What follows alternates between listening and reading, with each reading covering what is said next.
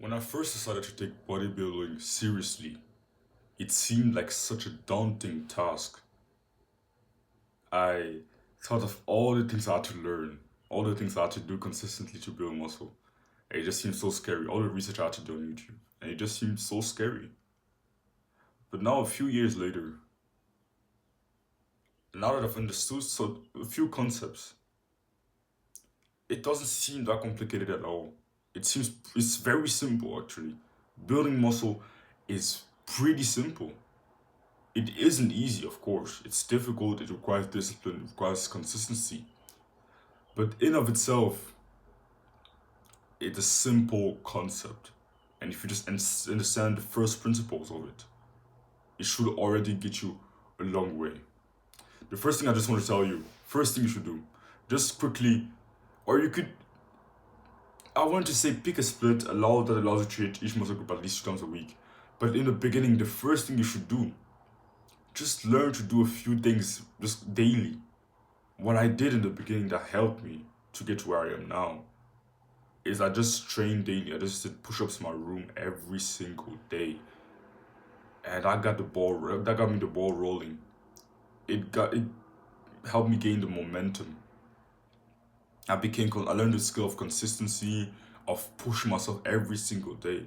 I think as a beginner you should aim to train every day, even if later on you want to train split, just because you want that up habit of training every day to be ingrained into you.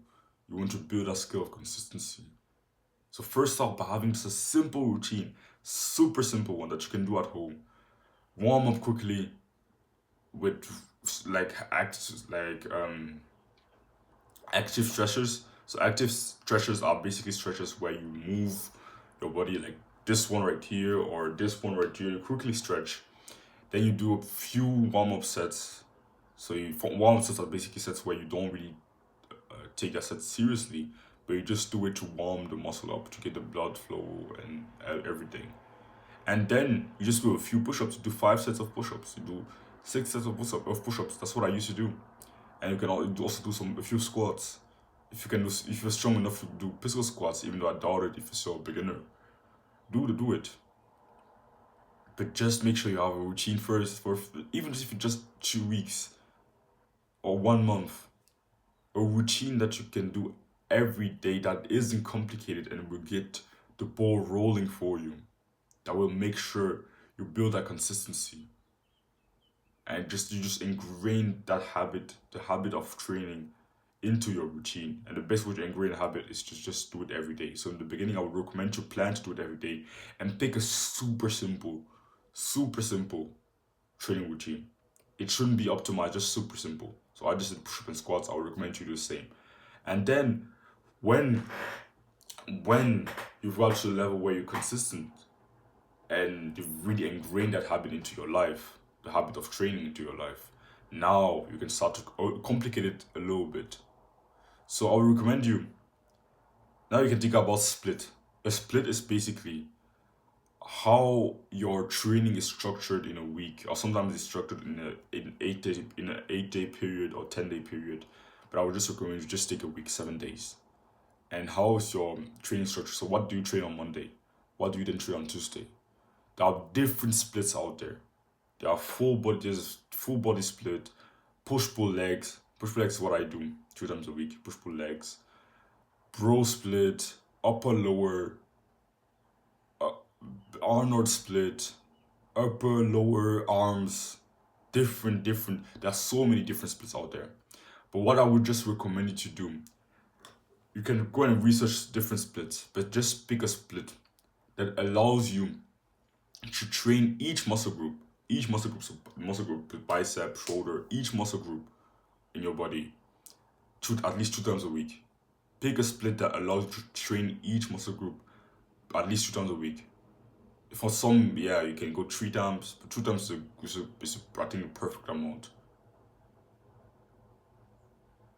So any split can do that. It can be upper lower. Upper lower, you can do upper lower 4 times, like 2 times a week. So Monday you do upper, Tuesday you do lower, then Wednesday you take a rest day. Thursday you take another rest day, and then Friday upper, Saturday lower. Or you can do push pull legs like I do. Monday, I do a push workout, so I train chest, front delts, side delts, triceps. Tuesdays, I train biceps, my whole back, and rear delts, so the back part of the shoulders, and also my forearms. Wednesday, I just train my whole lower body, so my quads, hamstrings, calves. Then Thursday, I don't do strength training. I just do some jump exercises, some explosive exercises, some plyometrics. And then Friday, I repeat that process until Sunday. So push on Friday, pull on Saturday, and legs on Sunday. That's how I do it. So it allows me to hit each muscle group 2 times a week. But you can do upper lower split, you can do full body 2 times a week. So full body you can do, if you decide to do full body sessions, you can do Tuesday, you do one full body session, and then Saturday or Friday, you do another full body session. So just structure it like that. A routine that allows you to train each muscle group at least 2 times a week, and allows you to have, I would recommend to have 48 hours between sessions in which you hit a certain muscle group. So if you hit biceps on Monday, I wouldn't necessarily recommend you to hit biceps on Tuesday again. I would recommend to at least hit biceps again at least Wednesday. Wait at least Wednesday until Wednesday to hit biceps again. At least 48 hours between the time you hit biceps, you had a hard bicep session, to hit bicep again. That's what I would recommend you do. It's important to understand the concept of recovery well. Because if you go the next day, if you train hard, biceps hard on one day, and you just went in the next day and repeated that same session, that wouldn't necessarily be the best, and you wouldn't necessarily be able to progressively overload that well, because you didn't leave enough time for your muscle to recover and get stronger and all those things. And then take 2 exercises per muscle group that hit that muscle from different angles or just in different ways.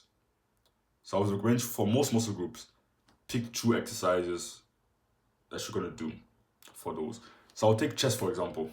For chest, I do 2 exercises. The first one, weighted dips, deep range of motion, pause, weighted dips. The second one, dumbbell incline press. Incline, so the bench is up. I would say the third incline, I don't know the exact angle, but it's pretty high up, but not too high up where my front delts take over. Wait, let me close my fucking window.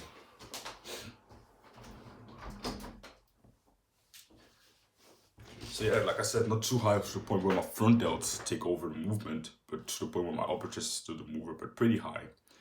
And what I do is I really also use a really deep range of motion. So I literally go to the point where the dumbbells touch my biceps. So it's a really deep range of motion.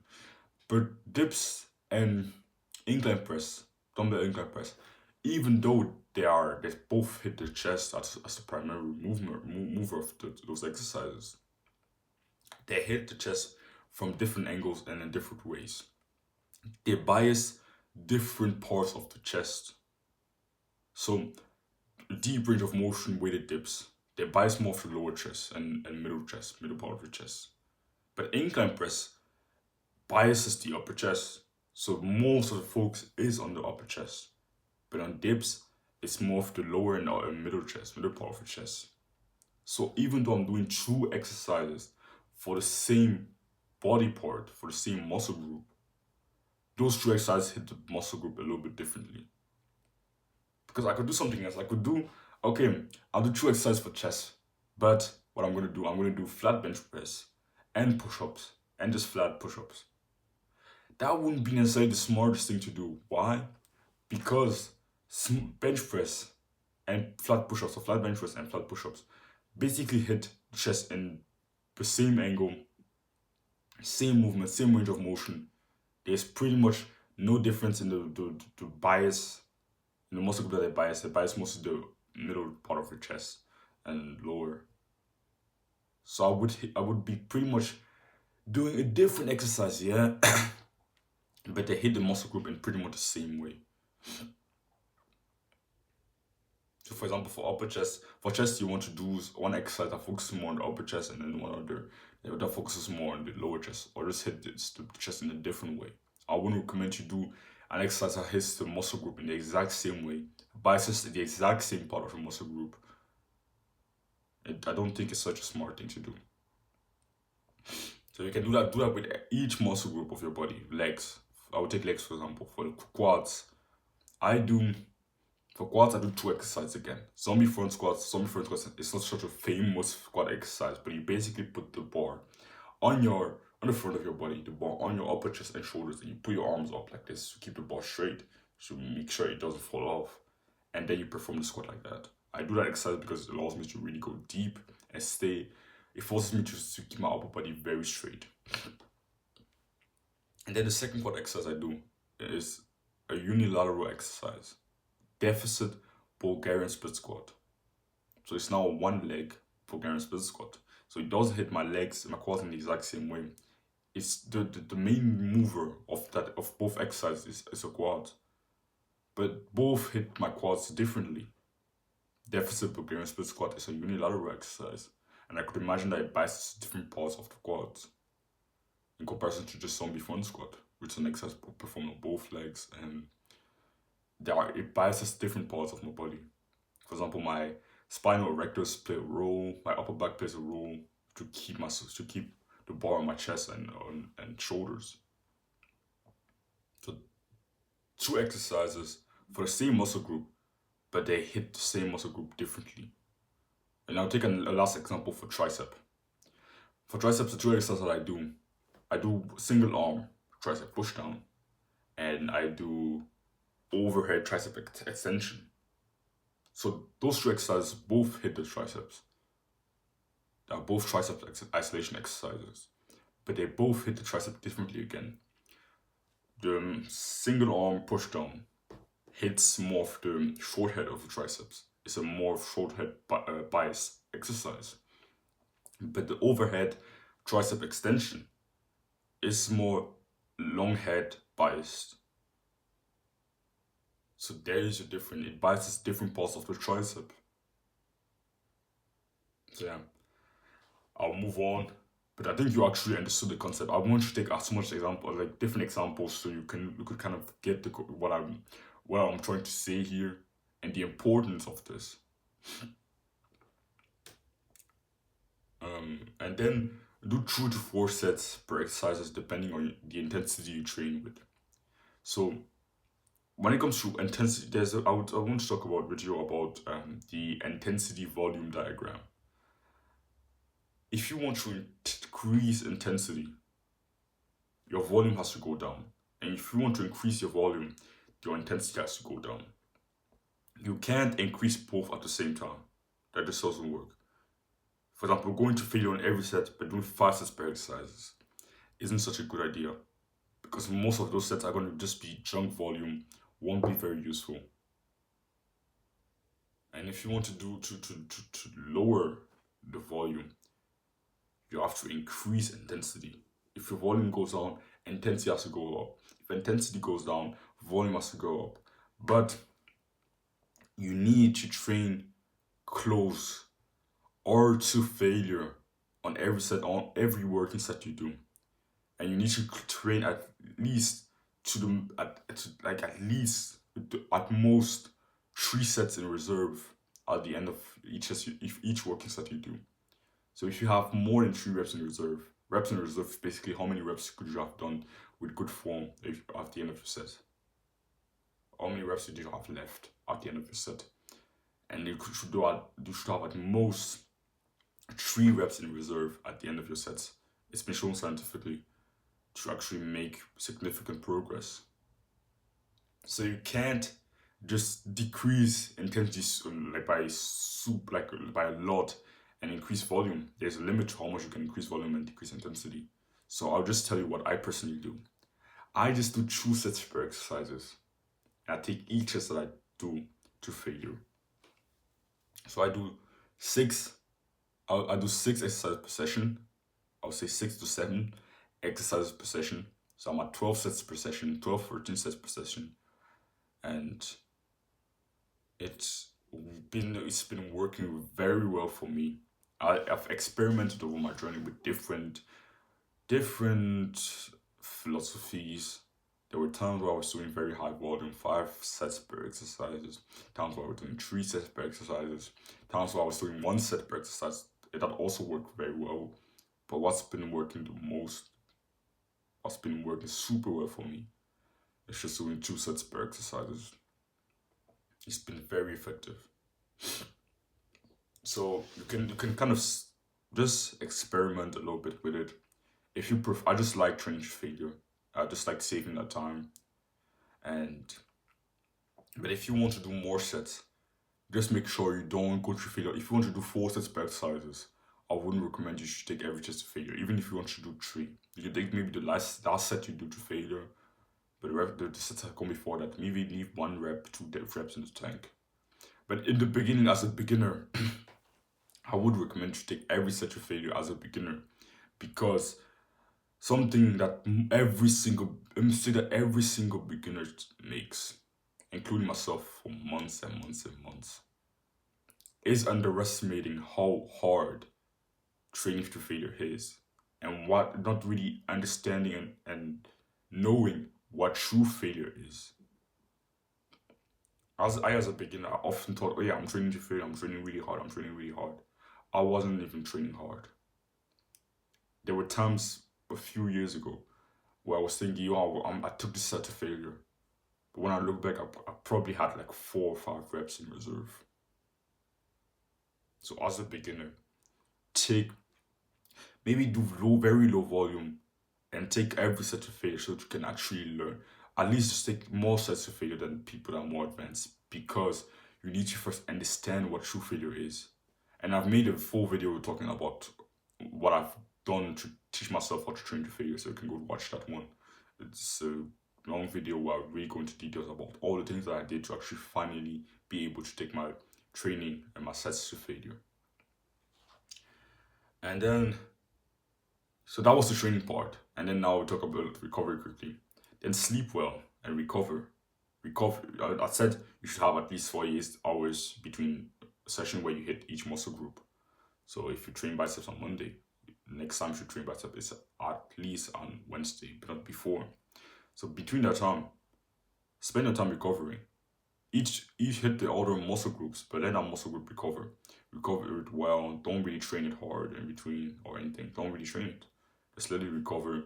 Sleep well. Get your 8 hours of sleep. Like, it's basic shit, but a lot of people aren't doing it. Like I said, building muscle is simple, but it isn't easy. Going to sleep on time every night isn't easy.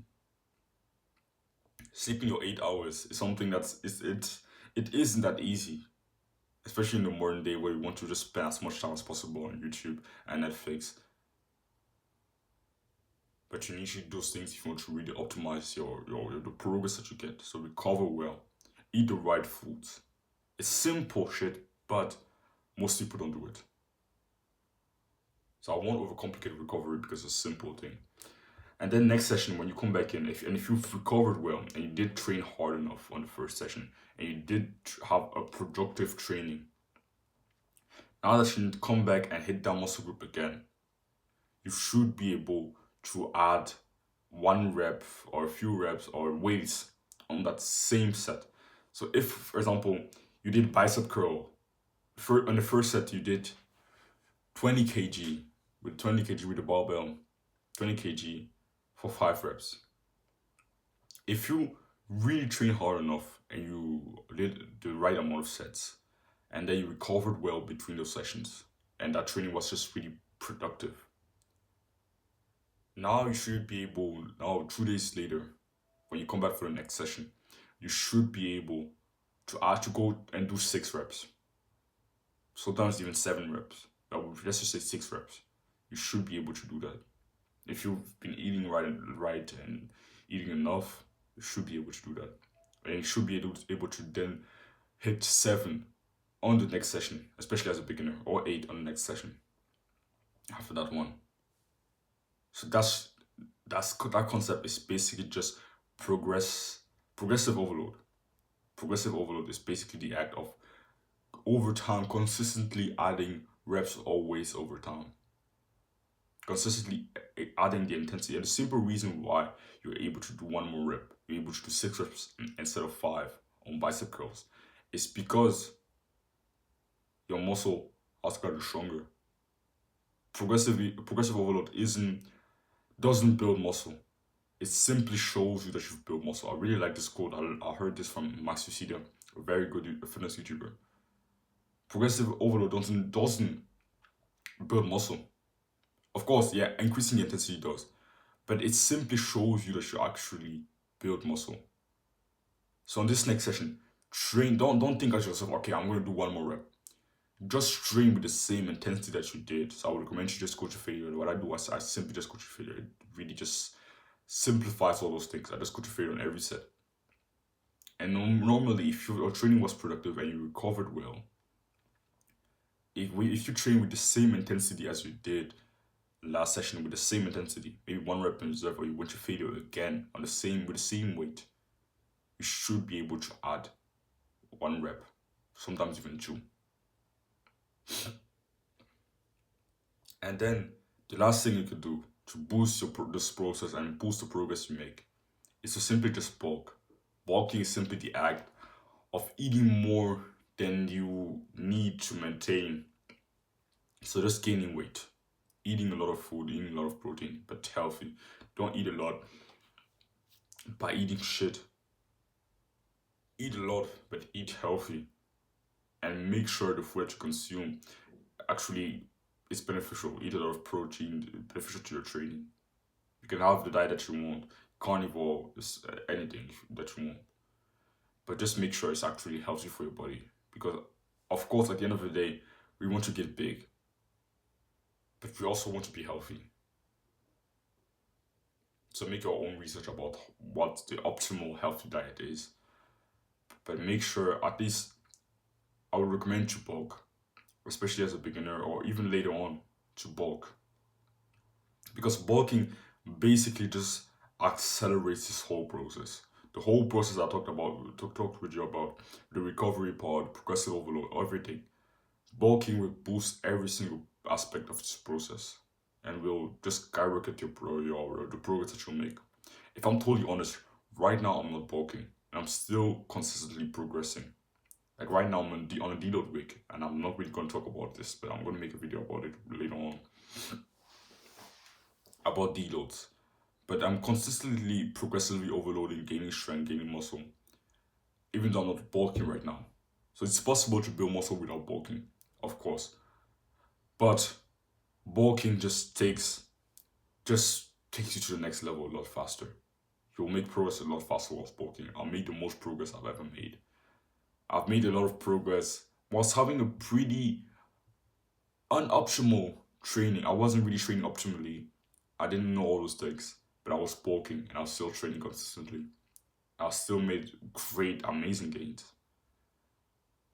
So imagine how far you can get whilst having a great training routine. Doesn't have to be perfect, but bulking on the side. And I'll be starting on my next bulk soon because I just know how powerful it is. So don't underestimate how powerful bulking can be. Really don't.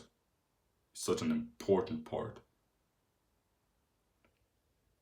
So yeah. So that to say, I think, I hope you actually have all you need now to start your own journey. And I hope it doesn't seem too complicated. I really try to just give you the most important parts that you needed. Just start with the first part. For the next 2 weeks, just do a few push-ups in your room and a few squats. And do this every day. You quickly warm up and then you do 5 sets of push-ups, 5 sets of squats.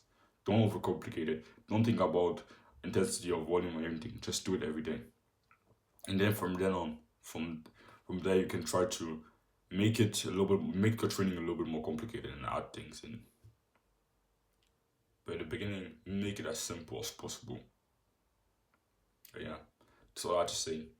If you're interested in my fitness coaching and you want to learn more about all these different concepts and you want me to help you get the results that I got a lot faster, then click the first thing in the description. It will bring you to a sales page and you can see if you're interested in my coaching or not and if we are a good fit. So yeah, don't run from discomfort, chase it.